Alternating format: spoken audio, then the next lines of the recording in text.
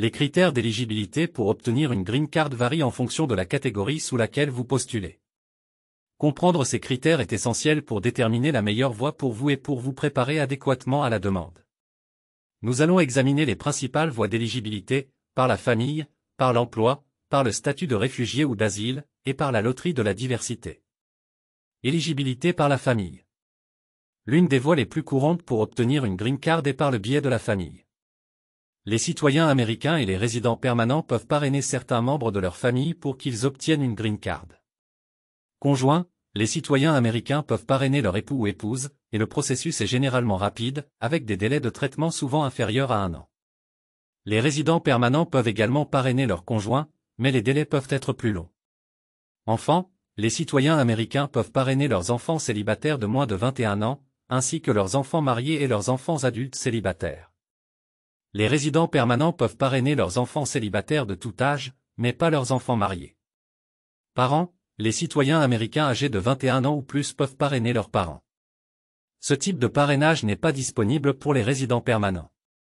Frères et sœurs, les citoyens américains âgés de 21 ans ou plus peuvent parrainer leurs frères et sœurs, bien que les délais de traitement pour cette catégorie soient souvent très longs, souvent plus de 10 ans.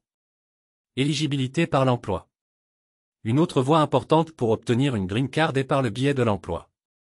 Cette catégorie est subdivisée en plusieurs sous-catégories basées sur les compétences, l'expérience et les investissements. Travailleurs qualifiés et professionnels, cette catégorie, EB2 et EB3, s'adresse aux personnes possédant des compétences exceptionnelles dans leur domaine ou ayant au moins un baccalauréat et une offre d'emploi aux États-Unis. Une certification du travail est souvent requise pour prouver qu'aucun travailleur américain qualifié n'est disponible pour le poste. Investisseurs, la catégorie EB5 est destinée aux investisseurs étrangers qui investissent au moins $1 million ou $500 000 dans une zone d'emploi ciblée, dans une nouvelle entreprise commerciale aux États-Unis et créent au moins 10 emplois à temps plein pour des travailleurs américains. Personnes ayant des capacités extraordinaires, la catégorie EB1 est pour les personnes qui ont des capacités extraordinaires dans les sciences, les arts, l'éducation, les affaires ou le sport, des professeurs et chercheurs éminents, ou des cadres supérieurs multinationaux. Éligibilité par le statut de réfugié ou d'asile. Les personnes qui fuient la persécution peuvent demander l'asile ou le statut de réfugié aux États-Unis. Après 1 an de résidence en tant que réfugié ou bénéficiaire de l'asile, elles peuvent demander une green card. Réfugiés, les personnes reconnues comme réfugiés par les États-Unis peuvent obtenir une green card après avoir résidé dans le pays pendant 1 an. Demandeurs d'asile, les personnes qui ont obtenu l'asile aux États-Unis peuvent également demander une green card après 1 an de résidence. Diversité Visa Loterie, loterie de la diversité.